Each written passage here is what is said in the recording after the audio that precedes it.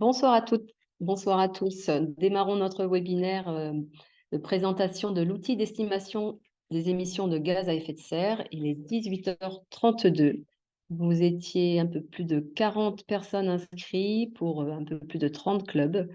Ce webinaire, comme vous le savez, est enregistré et il sera disponible en replay. Nous allons pouvoir faire cette aventure pendant 1 heure. Comme à chaque webinaire, vous avez le petit onglet en bas Q&R pour poser vos questions. N'hésitez pas à les poser ici car ça nous permet ensuite de vous les envoyer avec l'ensemble des réponses si nous n'avons pas pu y répondre en direct.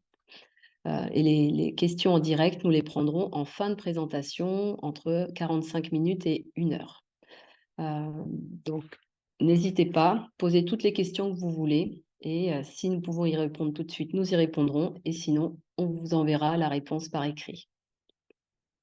Pour la présentation de ce soir, je serai accompagnée de moi-même, qui suis la directrice technique nationale, c'est déjà pas mal. Mélanie Bernard, que vous connaissez tous maintenant. Mélanie. Bonjour à toutes, bonjour à tous. Donc Mélanie, responsable développement durable à la Fédération et en charge aussi des questions de RSO, donc la responsabilité sociale de l'organisation. Merci Mélanie. Nous serons aussi accompagnés de Damien. Oui, bonjour à tous. Donc Damien Garros, la société Carbon Act. J'étais en charge du bilan carbone de la fédération qu'on a réalisé en 2021. Et bonjour à ceux avec qui j'ai pu travailler. J'ai vu quelques noms passer dans les participants. Merci Damien. Et d'Emmanuel. Oui, bonsoir à tous. Donc, ça fait quelques années que j'accompagne la Fédé sur les développements informatiques et puis principalement sur GSASO. Merci Emmanuel. Je tiens à excuser dans les intervenants Aude Winterzi qui a porté cet outil pendant tout le mandat et qui aurait été ravi de participer avec nous ce soir, mais le contexte électoral l'empêche de participer à cette réunion. Donc on sera sur une réunion technique, vraiment de présentation de l'outil. J'en profite aussi pour souligner l'engagement de Martin Leys qui était aussi sur ce sujet-là et qui, pour les mêmes raisons, ne peut participer à cette réunion. Au sommaire de la réunion, donc, nous aurons 4 points importants. Tout d'abord, une mise en contexte qui rappellera le bilan carbone et les actions fédérales. On vous précisera pourquoi la fédération a souhaité créer cet outil, une démonstration de l'outil, et puis une simulation en fonction des options que chaque club peut prendre. Est-ce que cela a un impact sur son bilan carbone? Donc pour démarrer, on a tout d'abord un historique en fait pour arriver à ouvrir cet outil au 1er janvier. C'est un projet qui remonte à plus de 4 ans maintenant et qui a été mis en place par l'équipe actuelle qui avait mis le développement durable au cœur de son mandat. En complément de cela, la fédération a un contrat, on appelle un contrat de délégation avec l'État et qui oblige maintenant depuis la dernière loi d'intégrer le développement durable au cœur de ses politiques. Donc, il se trouve que la fédération avait été proactive sur le sujet puisqu'elle avait déjà intégré ces thématiques-là. Et c'est pour ça que 4 ans plus tard, on est en capacité de présenter cet outil et surtout de décliner depuis quelques années déjà toute une stratégie sur le sujet. Donc, vous le voyez au point 4, sur le contrat de délégation, le développement durable est clairement cité, et ce qui fait que la fédération, par rapport à d'autres fédérations, a vraiment une longueur d'avance et une reconnaissance de la part de ces instances, que ce soit le ministère des Sports, le CNOSF ou l'Agence nationale du sport, qui reconnaît dans ses élus et dans le projet fédéral une activité sur le thème du développement durable plutôt exemplaire. La fédération a donc décliné son contrat de développement durable en 5 points. 5 axes que vous connaissez maintenant.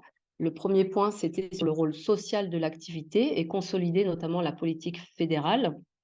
Donc, c'est toutes les actions en lien avec les publics cibles, que ce soit le handisport, que ce soit les publics issus des quartiers difficiles ou des zones rurales. nous avions un deuxième point qui est de diminuer l'empreinte environnementale et la dépendance énergétique de la fédération. Et cette partie-là est représentée par l'évolution du parc des remorqueurs, par exemple, ou le changement de véhicules de piste avec des aides financières à l'ensemble des clubs qui les sollicitent pour pouvoir faire évoluer leur parc et ainsi limiter, voire diminuer leur empreinte environnementale. L'axe 3, qui est impliqué l'ensemble des pratiquants en proposant des initiatives concrètes de formation et d'accompagnement. Ce soir, par exemple, avec la présentation de ce webinaire, on est sur cet axe-là qui est d'informer, de former l'ensemble du mouvement, en tout cas tous ceux qui sont intéressés par le sujet. C'est pour ça qu'on a aussi, avec l'axe 4 qui est en lien, un certain nombre de publications dans le info, mais aussi sur les réseaux sociaux, mais aussi en direct avec l'ensemble des licenciés pour faire connaître et valoriser l'ensemble des actions que la fédération peut mettre en place sur cette thématique. Et puis enfin, le 5e point, qui est un point en lien avec la recherche et l'innovation, parce que vous le savez, la dépendance aux énergies fossiles, elle passera par des phases d'innovation. Et donc, la fédération, pour toujours être dans son activité et pouvoir continuer notre pratique, se doit d'aider, de contribuer à l'innovation, notamment sur le volet, par exemple, électrique. Donc, ces 5 points-là, ces 5 points qui ont été développés pendant tout le mandat, qui ont été mis au plus près de la politique des clubs, qui ont été financés et portés par les élus pour aider, accompagner l'ensemble du mouvement à toujours évoluer, améliorer outils sur cette thématique-là. Le contexte, je crois que je vais laisser la main à Damien, il me semble, sur la mise en contexte et notamment le fait que on ait fait un bilan carbone pour permettre ensuite d'avoir un certain nombre d'actions, parce qu'il était nécessaire d'avoir une photo d'abord de ce qu'on impactait avant de mettre en place le projet. Donc c'est Damien qui, à l'époque, en tant que prestataire, avait réalisé ce bilan carbone. Oui, tout à fait. Merci Tina pour cette présentation. Donc pour ceux qui m'auraient pas déjà vu à travers un webinaire ou à travers des échanges de mails, donc comme je l'ai dit tout à l'heure, j'étais en charge, et comme l'a rappelé Tina également, du bilan carbone de 2021 sur l'année 2019. Ce bilan carbone, il avait concerné l'ensemble des activités de la fédération de vol en planeur. C'est-à-dire qu'on avait non seulement fait un bilan carbone sur différents clubs et ainsi extrapolé les résultats de ces différents clubs d'un panel donc qui était de 5 clubs assez représentatifs du mouvement, non seulement dans leur taille, mais par leurs différents modèles de lancement, enfin modèles de lancement, leurs différents modes de lancement plutôt, donc aussi bien des remorquages que des treuillers, avec des treuils électriques, des treuils thermiques, différents types de remorqueurs, etc. Des clubs aussi avec des contraintes opérationnelles différentes, des clubs plus avec des vols en montagne ou plus des clubs de plaine. Mais on ne s'était pas arrêté au club, on avait fait aussi l'ensemble du fonctionnement de la fédération avec tout ce qui était le siège, et bien c'est bien résumé sur cette slide, le Centre national de vol à voile, l'Assemblée générale et les pôles France. Donc c'était vraiment quelque chose de complet. Donc on avait fait des enquêtes de déplacement, on a beaucoup de données traitées. Ce qui est important aussi lors de ce bilan carbone, c'est qu'on ne s'est pas arrêté à l'activité cœur de la fédération, si je puis dire, c'est-à-dire on aurait pu s'arrêter seulement au lancement, seulement aux véhicules de piste. On a vraiment élargi au maximum l'étude. Et donc il y a 3 scopes dans un bilan carbone, et donc on a fait ces 3 scopes-là, ce qui a amené à aller chercher des émissions qui peuvent paraître a priori anodines, mais qui en fait ne le sont pas. Mais donc je parle là par exemple des déplacements. On peut voir sur cette nouvelle slide que c'était le poste principal des émissions de la fédération, si on prend l'ensemble de ces 3 scopes, donc les émissions directes, les émissions indirectes et les émissions produites par l'électricité consommée. Donc c'est les déplacements qui arrivent en premier, c'est quelque chose sur lequel la fédération a un peu moins la main, car la fédération ne peut pas décider ou aider le changement de voiture du licencié ou le covoiturage, etc. Il y a quelques leviers d'action, mais ils sont relativement faibles. Mais néanmoins, c'est un poste important, donc c'était important de le souligner, de le remarquer, parce que c'était la moitié des émissions de la fédération. En deuxième arrivaient les moyens de lancement pour 27% des émissions. Et enfin, l'énergie hors lancement. Donc là, ce qu'on était dans l'énergie hors lancement, c'est tout ce qui est chauffage des bâtiments, par exemple, pour les clubs ou les ateliers de peinture, les ateliers mécaniques qui sont chauffés au gaz, au fioul. On est sur ce type d'émission. On avait fait un webinaire d'une heure aussi qui représentait l'ensemble des résultats de ce bilan carbone, donc que vous pouvez retrouver pour ceux qui n'y avaient pas assisté. Donc ça, c'est le contexte. On était parti de là. Une fois qu'on a fait cette photo bilan carbone, on avait pu avoir justement les principaux postes d'émission et ainsi se focaliser sur ces principaux postes. Ce qui a fait ensuite la bifurcation vers un outil bilan carbone, c'est que les clubs soient plus maîtres de cet outil, qu'ils n'aient pas besoin de demander à un prestataire extérieur de faire un bilan carbone s'ils en ont besoin. Si par exemple les autorités locales, enfin, etc., demandent des émissions à un club ou avoir ce genre de données, que ce soit à la main du club et que ce soit plus facile pour lui de faire ce calcul. Ainsi, ce premier bilan carbone, il a permis d'émettre un certain nombre de chiffres moyens, d'indicateurs qui ont pu être repris pour ce fameux outil qu'on va vous présenter, qu'on vous présentera dans les minutes qui viennent. Tout à fait. Merci, merci Damien pour le rappel du contexte du bilan carbone. J'ajouterais qu'effectivement, on est une des rares fédérations à avoir fait un bilan carbone aussi complet. Les autres fédérations, souvent, font le bilan carbone sur le siège ou sur une manifestation sportive. Nous, on a la chance de pouvoir comptabiliser l'ensemble de notre activité, qui est déjà remontée chaque année. C'est aussi pour ça qu'on s'est permis d'imaginer un outil de comptabilisation, d'estimation, parce que ça ne nécessitait pas un travail supplémentaire. Donc, sur les objectifs pour limiter notre impact environnemental à la suite de ce bilan carbone.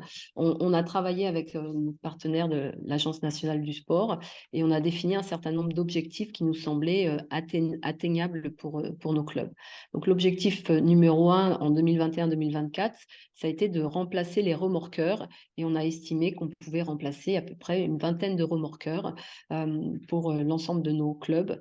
On aurait aimé aller un peu plus loin sur le remplacement des remorqueurs parce qu'on sait que on a un certain nombre de remorqueurs qui sont vieillissants et impactants. Pour autant, ça nécessite d'anticiper au niveau du club, de prévoir un budget et puis de pouvoir acquérir le matériel. Donc aujourd'hui, on est bien sur 20 remorqueurs et bon an, mal an, on atteint notre objectif. On avait ensuite, comme je vous l'ai dit en préambule, le remplacement de véhicules de piste, où on a ciblé à peu près à 80 véhicules de piste à remplacer. Là aussi, bon an, mal an, on y arrive. Je dirais qu'on a encore une marge de progression, notamment sur l'année 2023 et 2024. J'espère que les clubs auront un petit booster sur ce sujet-là, puisque on n'atteint pas systématiquement l'objectif de changement. Les mardis du développement, ça c'est à peu près une dizaine de sessions qui ont lieu en soirée le mardi pour vous présenter les différents outils. Là, on arrive assez vite à sensibiliser entre 20 et 100 personnes en fonction des thématiques. Et puis, on avait lancé en octobre 2022 et on l'a redynamisé en 2023, le réseau des ambassadeurs, dont quelques-uns sont présents ce soir, qui a pour ambition d'accompagner au plus près le mouvement, au plus près du club, au plus près de l'action, l'ensemble des dirigeants qui le souhaitent. Être ambassadeur, c'est pas forcément en plus être président ou dirigeant du club, mais c'est avoir un regard particulier, une connaissance particulière sur la thématique du développement durable et aider en tant que bénévole ou en tant que dirigeant sur cette thématique-là.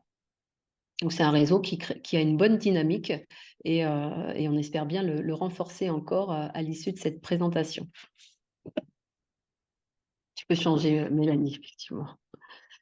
Alors, comme l'a un petit peu précisé Damien, on a souhaité lancer cet outil puisque ça va nous permettre de faciliter la mise en œuvre de différentes actions et puis surtout, ça va nous donner chaque année une photo nos émissions de gaz à effet de serre et ça va nous éviter de refaire un bilan carbone parce que quand on a fait le bilan carbone, on a dû beaucoup travailler pour remonter l'ensemble des données collectées. Après, Damien a aussi dû beaucoup travailler pour les traiter et ce travail-là ne peut pas être fait tous les ans. Ça demande beaucoup trop d'énergie en termes de ressources humaines et puis aussi en termes financiers, ça a un coût. Donc, c'est pour ça qu'on avait aussi envisagé d'automatiser ce calcul pour que ça soit plus facile à l'avenir d'envisager l'évolution de notre impact. C'est avant tout un atout et une valorisation des actions que chaque club met en place. Et ça, c'est important vraiment de le retenir comme ça. L'idée, c'est pas de punir ou de stigmatiser quelqu'un ou quelque chose ou un club, mais c'est bien vraiment de valoriser l'ensemble des efforts, l'ensemble du travail que chaque bénévole, que chaque dirigeant fait au quotidien pour optimiser les ressources qu'il a à sa disposition. C'est aussi un moyen de comparer son club par rapport à la moyenne des clubs de la fédération. On sait bien que chaque club est unique, que chaque club a des moyens de lancement, un environnement, un contexte particulier. Pour autant, à données équivalentes, ça permet là aussi d'optimiser, de se challenger par rapport à ce que l'on peut mettre en place. C'est un outil pour mieux accompagner nos clubs, comme je le précisais, puisque selon votre bilan carbone, si vous n'en êtes pas content, vous allez vous tourner vers nous et puis on va travailler ensemble pour voir sur quel axe vous souhaitez vous améliorer et comment nous, on peut vous aider d'un point de vue pédagogique, d'un point de vue technique ou d'un point de vue financier. Et puis, c'est un partage aussi que vous pouvez faire en fonction de vos résultats, en fonction de vos objectifs et de vos enjeux, avec les partenaires que vous avez en local et qui peut être un moyen de défense de votre terrain. En tout cas, c'est vraiment comme ça qu'il faut l'envisager et l'intégrer. En aucun cas, il faut le prendre comme un outil qui serait un outil dévalorisant pour l'activité du club. C'est pour ça que ça reste un outil en interne. C'est bien vous, dirigeants, qui avez la main pour savoir et pour faire ce que vous voulez faire de cet outil-là en interne ou en externe avec vos partenaires. Et ça, c'est très important parce que à l'heure du développement durable, à l'heure de l'impact environnemental, effectivement, il faut réussir à se positionner et à valoriser ce qu'on sait faire et non pas avoir un outil pour recevoir des coups de bâton. C'est vraiment pas l'objectif et c'est pas du tout comme ça que ça a été pensé et c'est pas du tout comme ça que ça va être utilisé. Donc, ayez bien ça à l'esprit. Qu'est-ce que vous pouvez faire avec cet outil? Si vous souhaitez le garder bien seulement en interne pour vous améliorer, vous le gardez en interne. Si vous souhaitez l'utiliser pour aller voir vos partenaires et montrer les nouveaux besoins que vous avez pour améliorer votre bilan carbone, vous pouvez aussi. C'est un choix stratégique que vous faites au sein de chaque club.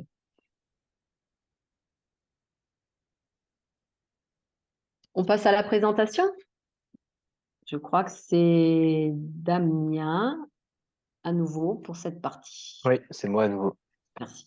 Me revoilà. Donc, comment fonctionne cet outil? Cet outil, pour introduire tout cela, un des premiers éléments du cahier des charges, c'était qu'il y ait le moins de travail possible à fournir pour le club, c'est-à-dire le moins de données à renseigner. Comme l'a dit Tina, un bilan carbone, c'est un vrai travail de fourmi, ça peut paraître assez fastidieux. Il y a énormément de données à récolter, comme on a pu le voir dans les précédentes slides. Donc le but, comme il y a déjà des données qui sont disponibles sur Gestasso, c'était de diminuer ces nouvelles données à acquérir en utilisant au maximum les données déjà disponibles sur Gestasso et en diminuant au maximum les nouvelles données à acquérir. Donc, il y en a quand même quelques nouvelles de ces données. Elles sont au nombre d'environ 15, sachant que pour beaucoup de clubs, il n'y aura pas les 15 données à remplir parce que du fait de sa spécificité, il y aura quelques modes de lancement qui seront inexistants ou à zéro. Donc, ça ira plus vite qu'en fait 15 nouvelles données. Donc, tout d'abord, la toute première, ceux qui vont nous intéresser maintenant, hop, on va voir sur l'activité de l'association le nombre de lancements planeurs. Et donc, dans ce nombre de lancements, une distinction par mode de lancement. Donc, une case avec le remorquage, une case avec les treuillers, une case avec les lancements autonomes, une case avec les élastiques, parce que ça existe encore, on en a eu dans le panel des clubs étudiés lors du bilan carbone de 2021, et les lancements par voiture également. Donc déjà, on voit que ces deux derniers modes de lancement, pour certains clubs, ce sera souvent inexistant, donc des données qui ne seront pas à renseigner à nouveau. Également des lancements hors remorquage, donc tout ce qui est les vols des TMG, les vols avions, les vols ULM.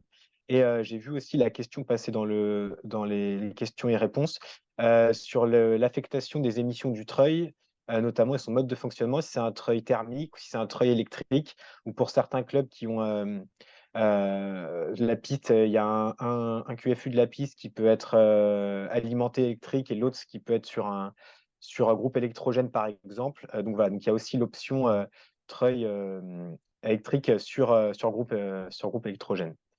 Voilà pour les différentes. Pour un petit rappel, juste, tu peux revenir sur la slide précédente. Pour certains clubs justement qui ont deux modes d'utilisation du treuil différents, on va demander ici le mode qui est le plus souvent utilisé pour éviter d'ajouter à nouveau un renseignement s'il y a le nombre de lancements qui ont été faits. Par exemple, si c'est un club, un treuil électrique avec groupe électrogène, le nombre de treuils électriques purs ou le nombre de treuillés avec le groupe électrogène, etc. On n'est pas allé jusqu'à cette précision pour justement simplifier le nombre et diminuer le nombre de données à remonter. Alors, une petite précision aussi, excuse-moi Mélanie, je reviens sur la slide précédente. Ce que vous voyez en blanc, ce qui est en grisé, c'est des données qui seront remontées. Donc, si je ne me trompe pas, c'est des données qui seront remontées, qui ne seront pas modifiées, et d'autres qui pourront être modifiables a posteriori, donc notamment la caractérisation du trait. Les autres données, donc l'activité du parc aéronef, donc le temps moteur planeur ou TMG par exemple, qui sera renseigné. Et la consommation en eau et en énergie. Donc là, c'est pour caractériser différentes choses. Je vais m'attarder d'abord sur l'électricité, le gaz et le fuel. Pour les clubs qui en utilisent, d'ailleurs, l'électricité tous, mais pour le gaz et le fuel, ils sont peut-être pas tous les clubhouse ne sont peut-être pas chauffés de la même manière ou pas, ou selon différents types d'énergie. C'est pour caractériser le poste de l'énergie hors lancement. Donc on a vu que c'était le troisième poste des émissions des clubs de la fédération, donc quelque chose qui était non négligeable, donc qui vient être renseigné ici. On a normalement une donnée qui est accessible assez facilement, entre guillemets, via les factures, par exemple. Et une nouvelle donnée aussi qui rentre pas dans le bilan carbone, elle, mais qui est sur le poste haut, c'était pour avoir un indicateur environnemental, parce qu'on voulait non seulement qu'il y ait un indicateur carbone sur cet outil, alors, parce que son nom, c'est des émissions de GES, donc émissions de gaz à effet de serre, mais non seulement qu'il y ait aussi un indicateur un peu plus large, voilà, qui est environnementalement, ça ne se résume pas au gaz à effet de serre, qui est aussi un indicateur sur l'eau consommée par le club. Super, merci Damien. Quelques petites informations sur des éléments qu'on a ajoutés à l'outil pour faciliter un petit peu la prise en main. On va vous faire une démonstration juste après, mais il y a des pop-up, donc qui sont des petites phrases qui apparaissent au moment où vous passez la souris sur les jauges, qui vous permettent d'avoir des explications sur les calculs qui ont été réalisés. Vous avez aussi la possibilité de faire une impression PDF de vos résultats et la possibilité de faire des projections sur l'année en cours. Donc pour ça, on se base sur un ratio qui est fait de l'activité de chaque club et ça vous permet de faire quelques projections pour imaginer ce que ça peut donner sur l'année qui est en train de s'écouler. On voulait aussi préciser que c'était un outil qui avait vocation à évoluer. Donc là, on est sur une première version de l'outil. Et on attend aussi des retours de nos clubs pour se rendre compte un petit peu des améliorations qui peuvent être faites. Et puis, c'est un outil qui, à terme, ira certainement un peu plus loin et un peu plus dans les détails. Mais pour l'instant, on est sur une première version. On va vous faire une petite démonstration maintenant pour vous montrer ce que ça donne directement sur GESASO. Donc, je vais me connecter sur mon espace. Hop. Est-ce que quelqu'un peut me confirmer, Tina, qu'on voit bien l'espace GESASO? Tout à fait. Ok, super. Donc là, vous êtes sur mon espace GESASO. Vous avez en plus ici, là où je passe ma souris, une jauge maintenant qui apparaît, où vous pouvez cliquer sur Voir plus et accéder à l'outil. Il y a également, en passant par l'onglet Association, maintenant, vous avez un nouvel icône qui est disponible dans Activités et statistiques, qui s'appelle Émission de GES et qui vous donne donc accès directement aux résultats pour votre club. Donc, vous retrouvez en haut à droite une fiche explicative, donc qui est un mémo que j'affiche ici, qui a été pensé en réponse à 10 questions pour vous faciliter la prise en main de l'outil. Vous avez juste à côté la possibilité donc de faire le téléchargement PDF de vos résultats. Un premier petit laïus de l'intérêt de calculer l'empreinte carbone. Et ensuite, l'outil prend donc cette forme-là. Donc, c'est un ensemble de jauges sur des totaux, puis sur les lancements, et enfin sur l'eau et l'énergie. Et on a fait aussi une autre visualisation, cette fois-ci des émissions par catégorie. Voilà, ça vous permet d'avoir plusieurs manières de voir l'outil. Et donc, à chaque fois, des pop-up qui s'affichent pour comprendre comment sont faits les calculs. Et je passe la parole à Damien qui va vous expliquer ça un peu plus en détail. Tout à fait. Alors, la première jauge qui s'affiche, c'est la jauge totale par licencié.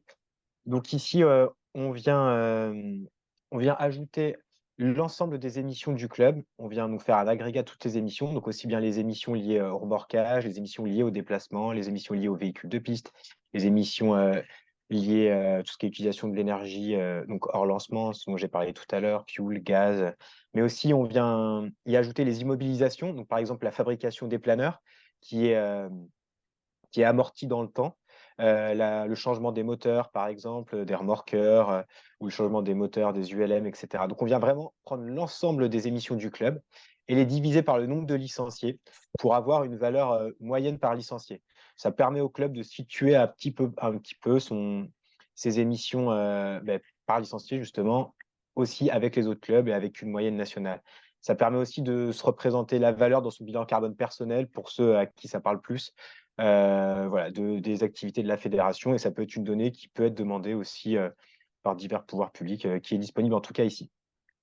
La deuxième jauge qu'on voit juste à côté, c'est la jauge par kilomètre parcouru. Donc là, c'est essayer de se positionner par rapport aux moyens de transport usuels, par exemple, histoire d'avoir.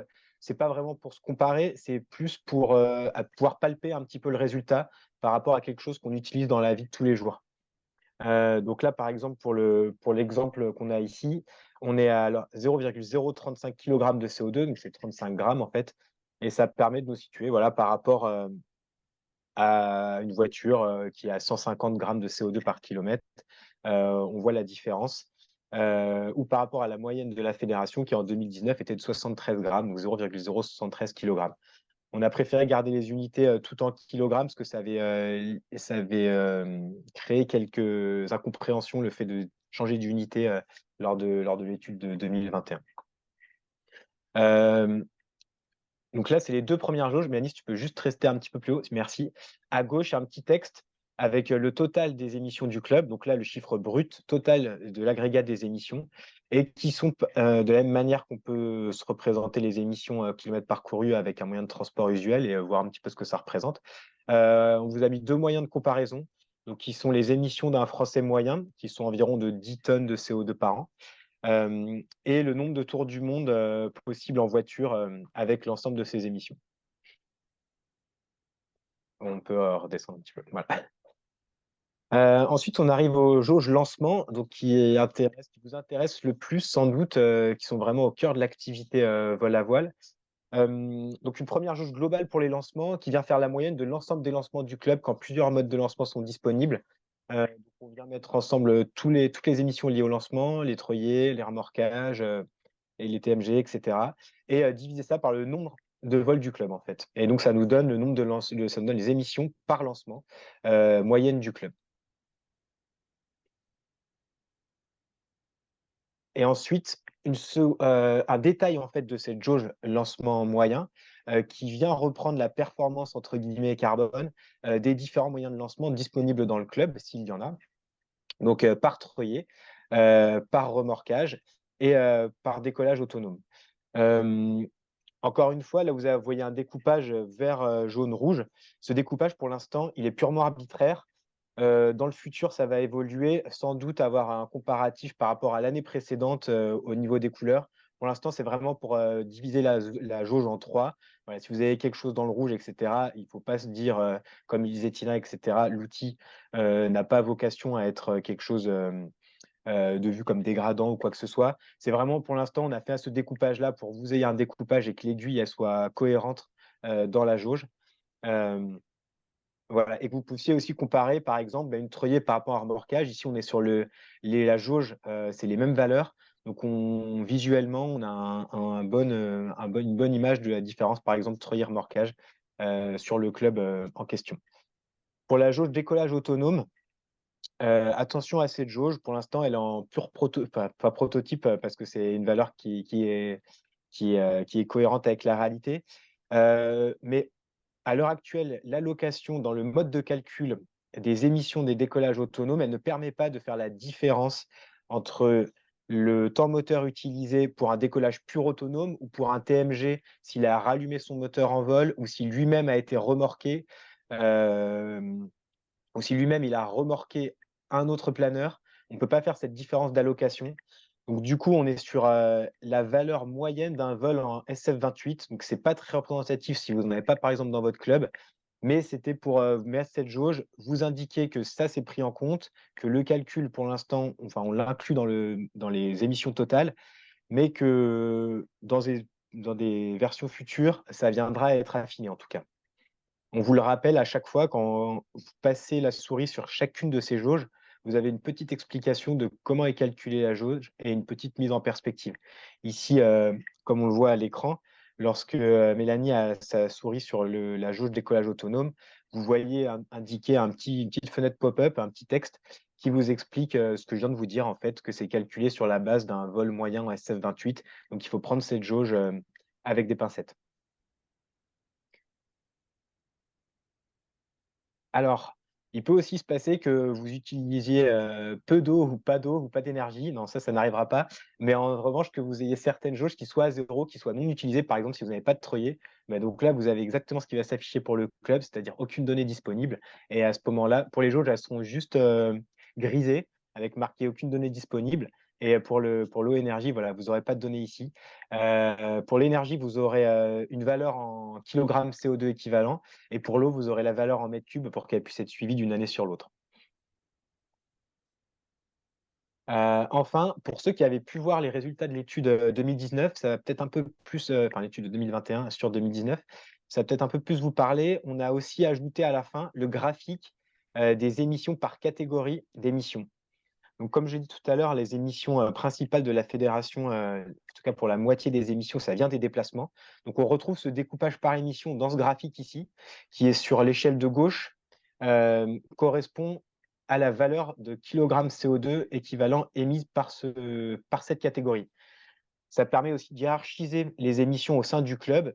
Et si le club a voilà, un découpage qui est différent des autres, par exemple, de voir là où il est plutôt intéressant pour lui d'agir et là où il faut qu'il priorise ses actions s'il a envie de mettre des actions de ce point de vue-là. Ici, par exemple, le club de Saint-Sulpice-des-Landes, c'est un club qui fait beaucoup de treuillés, donc les lancements, la part des lancements est assez faible, ce qui fait ressortir la part des déplacements de manière plus importante.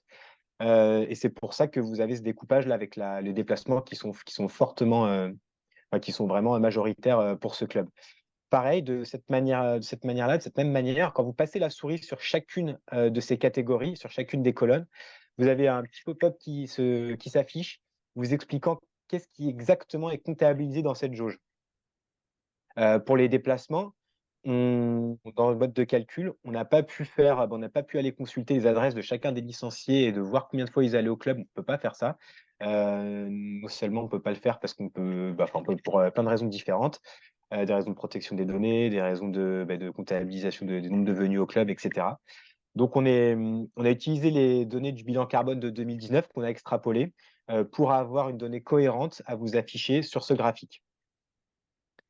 Donc là, c'est ce que vous avez là. À l'avenir, peut-être, ce à quoi on réfléchit pour ceux que ça intéresse, ce serait que le club puisse lui-même, manuellement, s'il le fait via une enquête de déplacement par exemple, renseigner certaines de ses données de déplacement.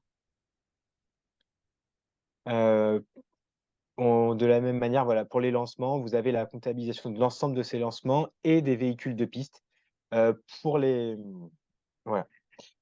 Je vous avais pas dit la chose la plus importante, c'est comment est-ce qu'on calcule tout ça? Pour les lancements, on vient, comptabiliser l'ensemble des heures de vol allouées à chacun des modèles, d'avions ou de modèles de remorqueurs ou du LM, du club. On y a associé une consommation horaire en remorquage, hem et donc on vient multiplier le nombre d'heures de vol connues sur ce modèle par sa consommation horaire. Ainsi, on a l'ensemble, de l'essence consommée et avec, l'essence consommée, on a les émissions de CO2 équivalentes associées à ce moyen de lancement. Donc chaque modèle a sa consommation spécifique, qui est pris en compte dans l'outil. Donc ce qui est important, c'est de bien renseigner, les heures de vol pour chaque modèle, pour que l'outil puisse être le plus juste possible.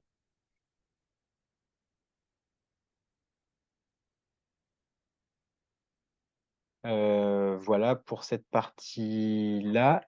Hem Donc là, ce qu'on a, c'est les totaux sur 2023. Il est aussi possible de faire une projection sur l'année suivante, donc l'année 2024.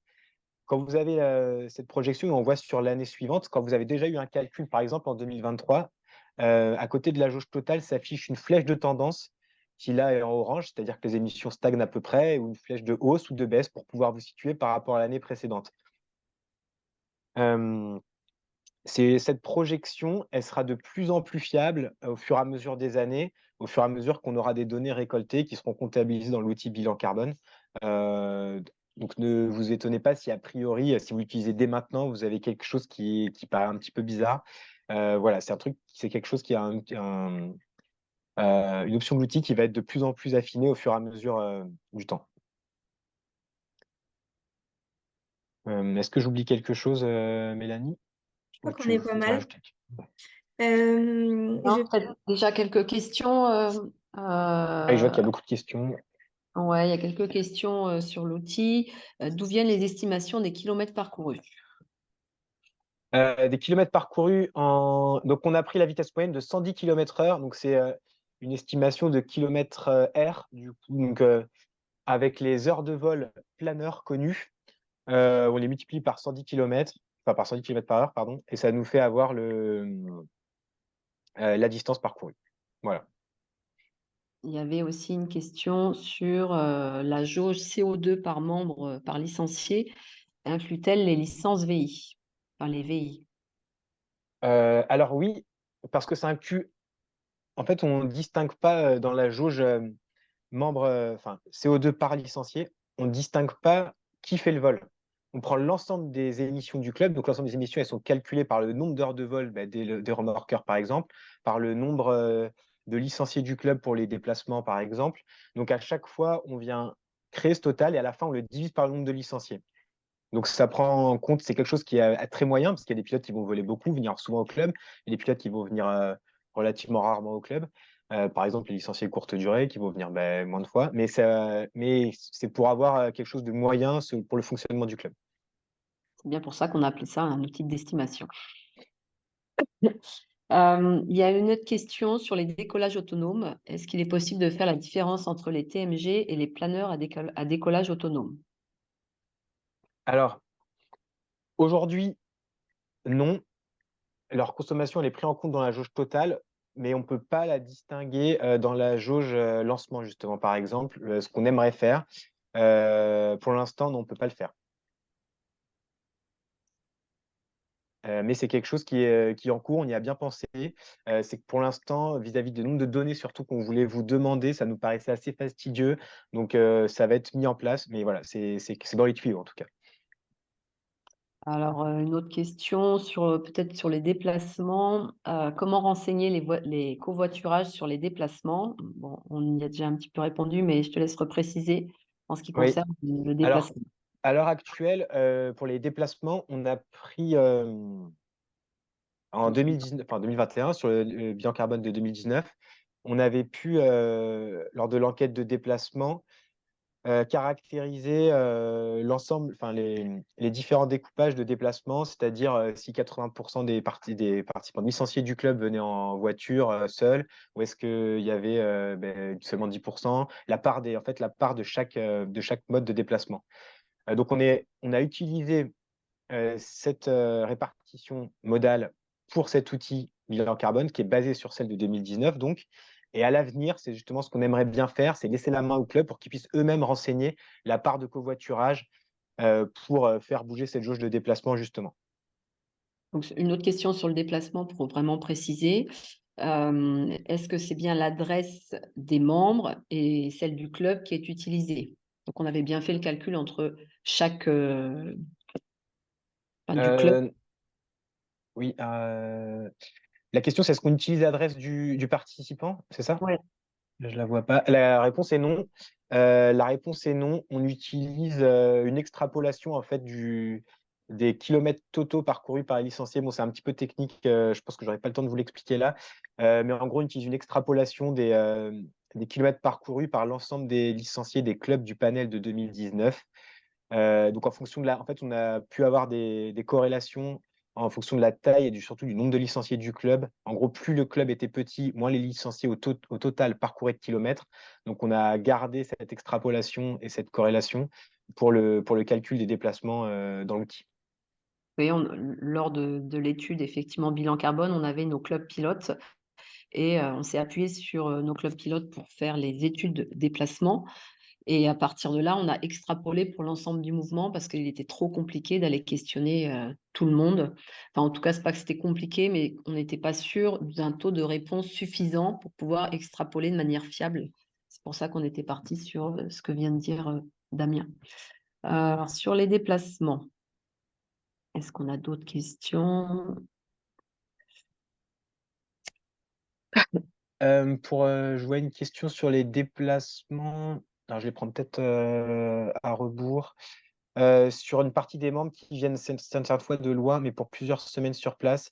Alors, ça, c'est fait pour les licences courte durée, courte, moyenne, et enfin, donc les licences 3, 6 et 12 jours. Ça, c'est fait, cette distinction. Alors, en revanche, pour les membres qui viennent, pour les licences annuelles, la distinction des personnes qui restent dormir sur place, la distinction n'est pas faite. Encore une fois, c'est un axe d'amélioration qui est disponible, mais qui demande beaucoup de travail et beaucoup d'investissement pour aller chercher cette donnée-là. Mais donc, pour l'instant, on n'a pas pu en fait avoir cette donnée de façon simple. Voilà, c'est pour ça qu'on ne l'a pas proposé à l'heure actuelle. Et on a la question sur les stages délocalisés, peut-être, sur une autre plateforme. Pour les clubs qui font un stage délocalisé sur notre plateforme dans GSASO, l'aérodrome de décollage atterrissage est donc différent. Est-ce que l'outil le prend en compte? Pardon, tu peux répéter? C'est de lire en même temps les questions, en fait, ça ne marche pas du tout de faire ça. Non, c'est la troisième question en partant du bas d'Antoine sur les stages délocalisés. Je peux peut-être répondre à cette question en fait sur les stages délocalisés. Donc, en fait, ça concernerait surtout le déplacement des stagiaires dans le club. Pour l'instant, sur les déplacements des membres du club, on fait une estimation de leur émission de GES liée à leur déplacement à partir principalement du nombre de licenciés que vous avez dans votre club, du nombre de licences de cartes VI vendues.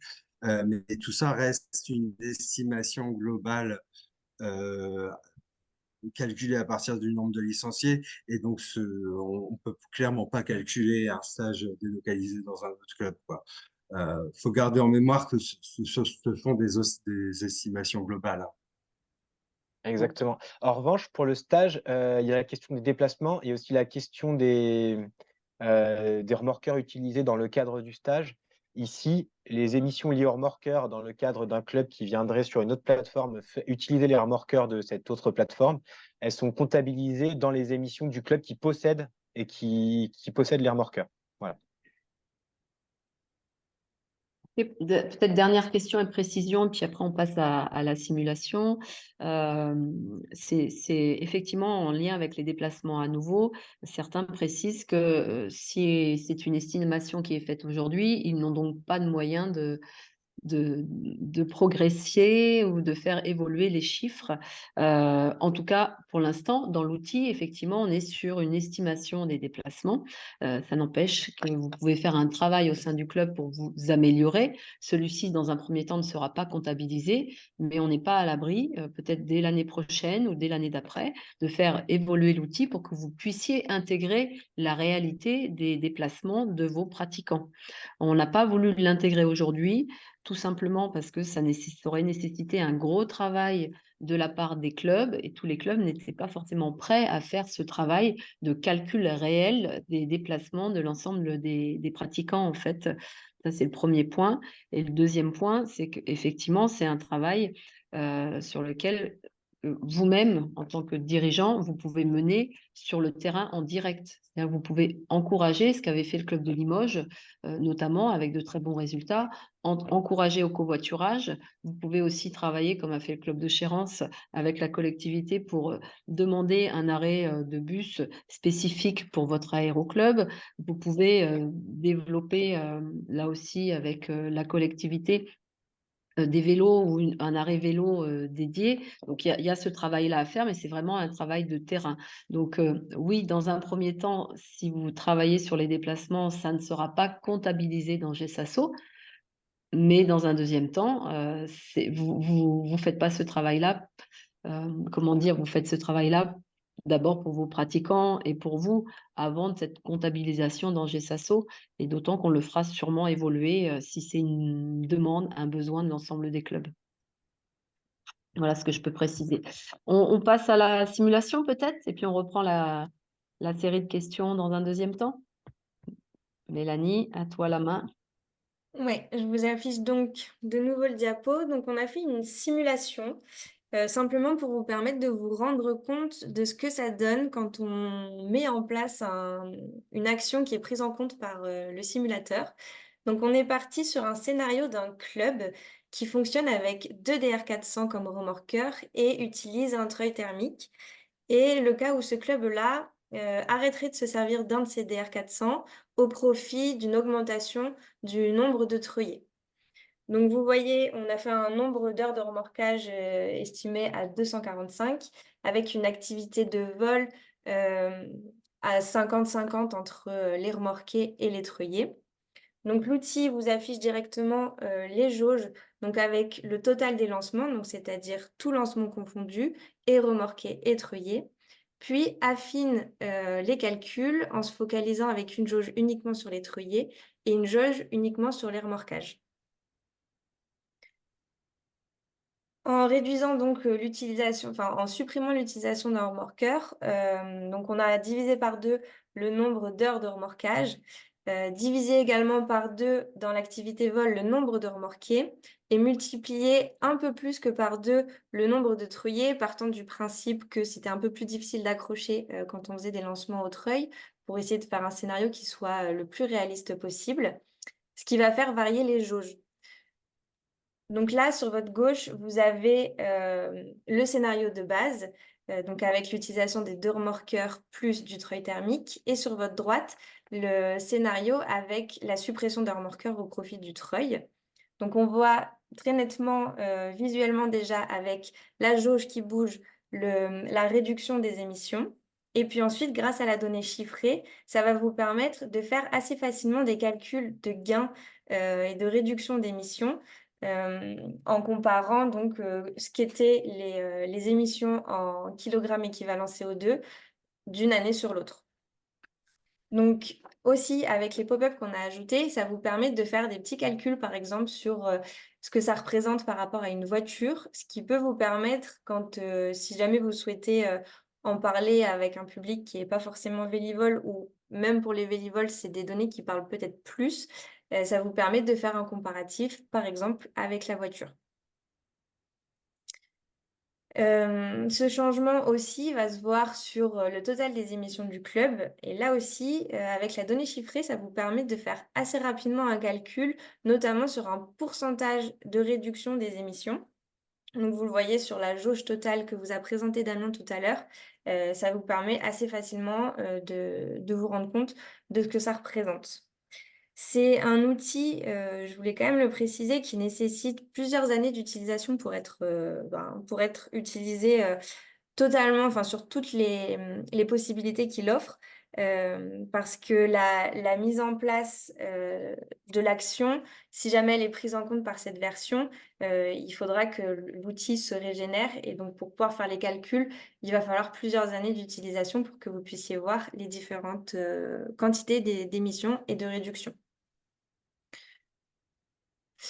Un petit point maintenant sur comment s'engager avant de repasser à des questions parce qu'il y en avait beaucoup, donc on va aller rapidement là-dessus. Donc on vous propose, nous, d'intégrer cette stratégie au sein de votre club. Donc ça peut être un moyen de sensibiliser, d'informer vos membres. Vous pouvez aussi identifier une équipe ou au moins un référent sur ces sujets pour permettre d'engager plus facilement des projets. C'est un petit peu ce qu'on essaie de lancer avec le réseau des ambassadeurs qui permet d'identifier une personne référente au sein de votre club. Ce référent identifié permet de partager des initiatives inspirantes avec l'ensemble du mouvement et de rester informé sur ces sujets parce qu'au sein de la fédération, nous, on fait après de la communication plus ciblée à nos ambassadeurs sur ces thématiques. Et pour le partage d'initiatives, on essaie de favoriser les échanges entre nos ambassadeurs, ce qui permet entre clubs après de se soutenir sur des projets. C'est déjà ce qui a été fait là récemment entre deux clubs qui se sont soutenus sur un projet de renouvellement de véhicules de piste. Donc voilà, n'hésitez pas à rejoindre aussi ce réseau-là. Et il me semble que c'était tout. Je vous redonne peut-être... alors je vais arrêter mon partage et je vous redonne la parole sur les questions. Je vois qu'il y en a eu pas mal. Ouais, merci Mélanie pour ces simulations et l'impact concret quand on passe à l'action que ça peut avoir sur notre bilan carbone. Il y a plusieurs questions de personnes qui effectivement sont presque peut-être déçues ou surprises qu'on ne soit pas plus précis dans cet outil d'estimation des gaz à effet de serre. Peut-être, Damien, je vais te laisser repréciser ce qu'est un bilan carbone et pourquoi nous avons fait ces choix, notamment sur le scope 1, le scope 2, le scope 3, et la responsabilité en tant que fédération ou en tant que pratiquant, où elle se situe par rapport à ce bilan carbone, parce que ça va permettre d'éclairer un petit peu plus pourquoi on est resté parfois sur des estimations et pourquoi sur d'autres fois on a préféré préciser la chose. Oui, d'ailleurs, je vois une question à ce sujet. C'est peut-être à celle-ci que tu fais référence. Parfait. En fait, on est assez précis hein, dans cet outil. Enfin, les consommations du treuil, elles sont pas estimées. Elles sont estimées si, elles sont estimées d'une certaine manière parce qu'on peut pas le savoir au millilitre près. Mais on est sur les consommations, justement, sur les consommations du treuil, enfin, sur une consommation moyenne d'un treuil. Justement, sur une consommation moyenne des véhicules de piste. Tout ça, c'était issu du panel de clubs étudié en 2019 sur les moyennes de ces clubs-là. Donc, on est sur des données qui sont cohérentes et qui sont malgré tout, enfin, qui ont une forme de précision. Euh, un des points d'amélioration de cet outil à l'avenir, comme je disais pour les déplacements, par exemple, on pouvait laisser un petit peu la main au club pour, si lui a des données plus précises que celles de l'outil à sa disposition, qu'il puisse les ajouter pour que l'outil prenne en compte ces données-là et avoir un calcul encore plus fin. C'est possible. Par exemple, si votre club connaît précisément sa consommation, la consommation exacte de son treuil par treuillé ou la consommation annuelle divisée par le nombre de treuillés, vous pouvez nous le fournir. Enfin, en tout cas, nous, on peut vous faire un calcul plus précis.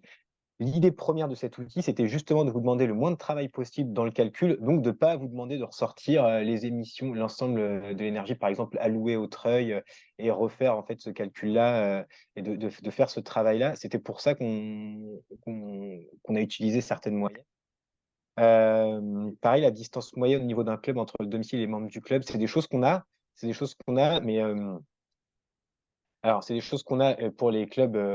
Il y a un problème en fait, on l'avait fait via une enquête de déplacement, on peut le savoir. En revanche, il y a des questions de données personnelles où on ne peut pas faire des calculs aussi simplement que ça sur des données personnelles de type adresse de personnes. Donc, ça nécessiterait une enquête de déplacement de la part du club à chaque fois. Donc, voilà, un travail de traitement des données, un travail de calcul pour chacun des membres ou qui donne sa distance au club. Ça, pour l'instant, on ne pouvait pas le faire à l'échelle des 12 000 licenciés de la fédération. On ne pouvait pas le faire pour cet outil-là. Voilà. Euh, et Tina, il y a un point auquel tu voulais que je réponde en particulier, Oui, c'est en ça? fait, préciser J'ai que le pas eu. scope 1, c'est bien le scope lié à l'activité de chaque club et sur lequel nous, on peut agir directement, enfin nous, club, Oui, dirigeants, euh, donc sur les remorqueurs, sur les oui, véhicules de piste, c'est ça que je souhaitais oui, préciser. d'accord. Oui, sur le bilan carbone, donc, les 3 scopes qu'on différencie. Donc le scope 1 qui est le scope de responsabilité, de l'organisation. Donc ici, c'est tous les engins, toutes les machines qui vont être, détenues, par les clubs. Donc les clubs ont directement le moyen, de la revendre, d'en racheter, d'en changer, de la rénover, ou que sais-je. Hem On a essayé d'être le plus précis sur ce scope-là, donc les lancements et donc les véhicules de piste. Donc là, vous avez quelque chose qui est très précis là-dessus. Il y a d'autres émissions qui sont existantes, du type les déplacements, du type aussi l'utilisation d'électricité. L'électricité, vous êtes vous aussi dépendant de la manière dont l'électricité est produite. Donc c'est quelque chose qu'on a, ça c'est le scope 2, donc c'est quelque chose dont vous êtes un peu moins responsable parce que vous consommez l'électricité certes, mais vous n'êtes pas responsable du moyen de production de cette électricité.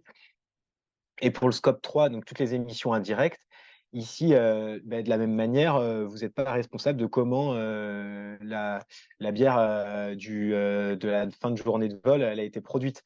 Donc pour toutes ces choses-là, vous avez quand même le choix d'acheter, je reprends mon exemple de la bière, d'acheter une bière qui est produite peut-être plus localement, peut-être, de manière différente et cetera. Donc vous avez le choix à l'achat, vous avez une forme de choix, mais vous n'avez pas un impact direct. Cet outil, il est vraiment destiné à se focaliser sur le scope 1, donc les émissions dont sont directement responsables les clubs. Hem, c'est pour ça qu'on est le plus précis sur ces calculs-là, donc les lancements, donc les véhicules de piste, par exemple.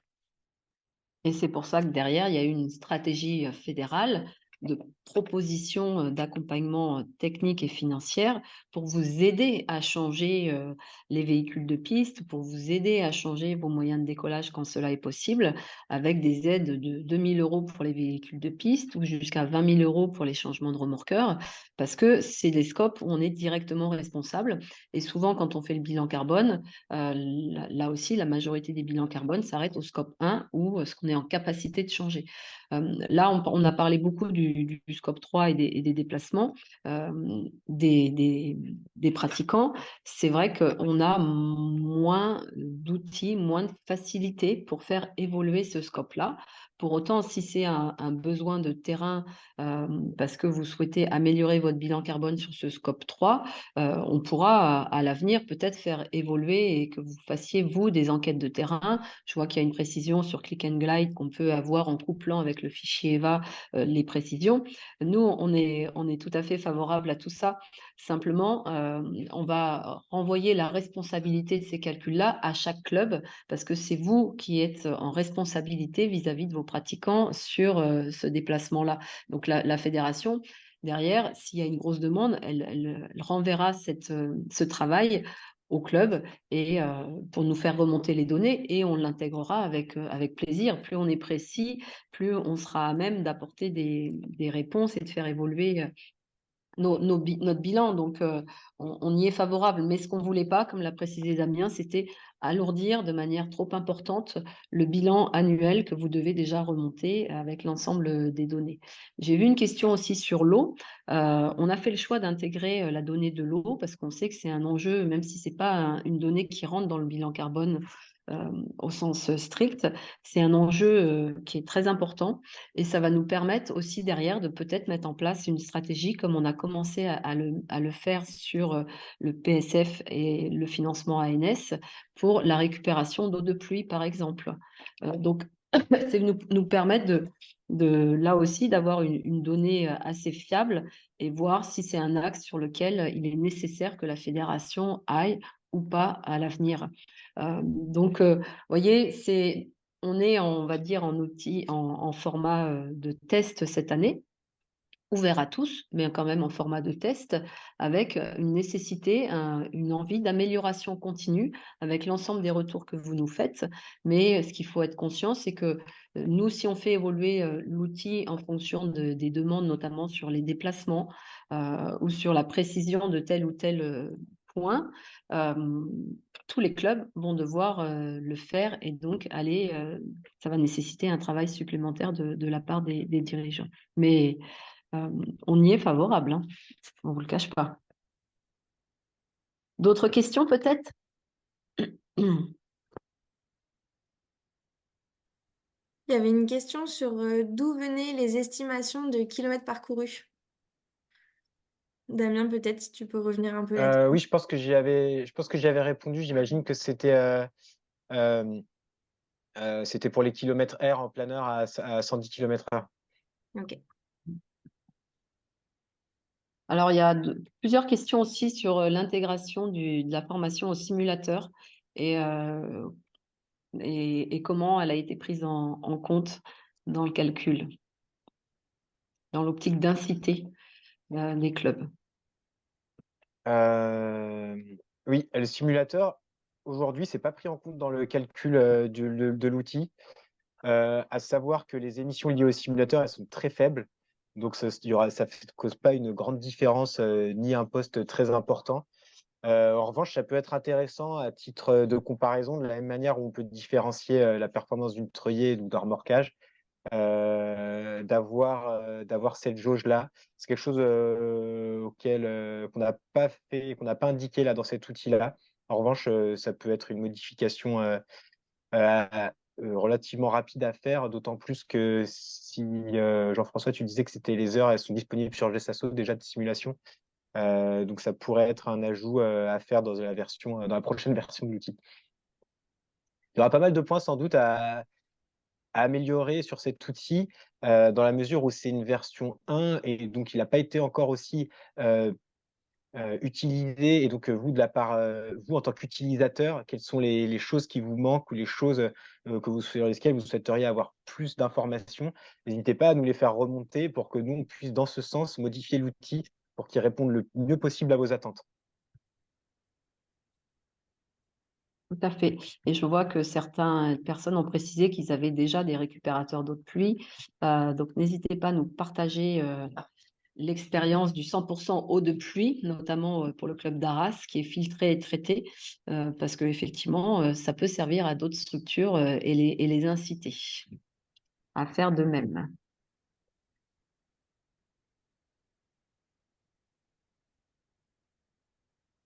Est-ce qu'on a fait le tour des questions ou est-ce qu'il y a quelques personnes? Combien de temps il nous reste, Mélanie? Est-ce qu'on peut ouvrir quelques micros? On a un petit peu dépassé de 4 minutes, mais on peut peut-être prendre une dernière question. En tout cas, j'ai l'impression qu'on a balayé celles qui sont là. Alors, une question constructive. Si quelqu'un veut lever la main en bas de votre écran, vous avez levé la main. Et puis, Mélanie déverrouillera votre micro pour nous partager votre ressenti sur l'outil, peut-être, ou une question auquel on n'a pas encore répondu.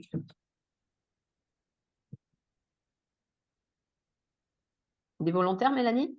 Oui, il y en a un. Donc, j'ouvre le micro de Christian Mathieu. Donc, oui, bonjour. Ma question, c'était de savoir s'il y avait un comparatif, enfin, une comparaison avec tous les clubs. C'est-à-dire s'il n'y avait pas un classement, mais simplement une comparaison de chiffres par rapport au club pour voir comment on peut évoluer.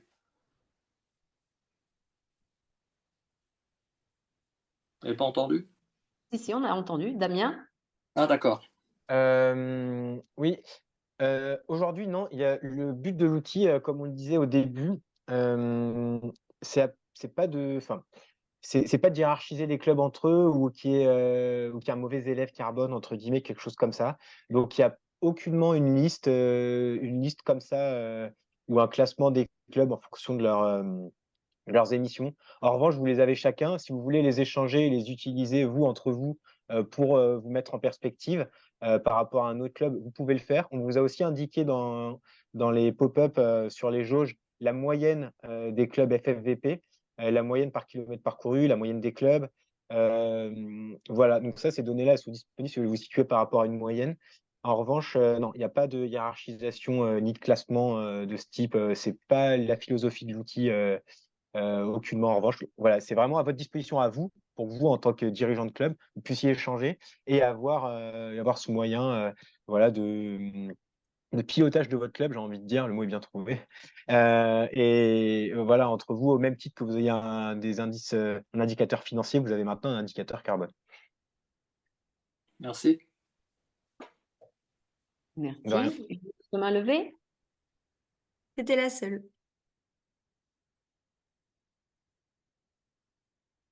Tu n'as plus ton micro, Tina. Ouais, c'est ce que je viens de voir. Ben, on vous remercie. On va clore notre webinaire. On n'a peut-être pas répondu à toutes les questions parce qu'il y en a eu beaucoup. Bon, par contre, on va y répondre par écrit et on va vous les envoyer. En tout cas, on était ravis de passer cette partie de soirée avec vous. On espère que vous allez être très heureux d'utiliser cette nouvelle fonctionnalité sous GSASO. N'hésitez pas, si vous avez encore des incompréhensions, des problématiques ou des choses à nous faire remonter pour améliorer l'outil. N'hésitez pas aussi à intégrer le réseau des ambassadeurs, parce que c'est comme ça justement qu'il y a un partage d'expérience. C'est pour ça qu'on progresse les uns avec les autres, et puis qu'on aura un bilan carbone d'ici quelques années qui sera encore plus fabuleux, parce qu'on aura vraiment que des clubs qui ont fait le max de ce qu'ils peuvent faire avec les éléments qu'ils ont. Il ne s'agit pas d'être les meilleurs du monde, mais il s'agit de toujours être dans l'amélioration continue par rapport à ce qu'on est en capacité de faire, par rapport aux ressources naturelles, aux ressources techniques que nous avons. Et donc cet outil et l'ensemble de l'équipe est bien à votre disposition pour cette dynamique-là. Je vous remercie. Merci aux intervenants présents ce soir et qui ont beaucoup travaillé sur l'outil pour pouvoir le rendre opérationnel au 1er janvier, parce on travaille dessus depuis près de 2 ans maintenant, et puis qui vont continuer à travailler dessus avec les nombreux retours que vous allez nous faire. Merci à tous. J'en profite pour vous souhaiter une bonne année 2024, parce qu'on est encore dans la période où on peut se souhaiter les vœux. Et puis, à très bientôt sur un prochain webinaire. Mélanie, je crois que c'est sur le développement mardi prochain. C'est ça, sur les publics cibles. On va parler handicap et on va aussi présenter le programme Léo Planner. Merci Bonne soirée à beaucoup. tous. Merci Mélanie, merci Damien, Emmanuel, et bonne soirée à tous.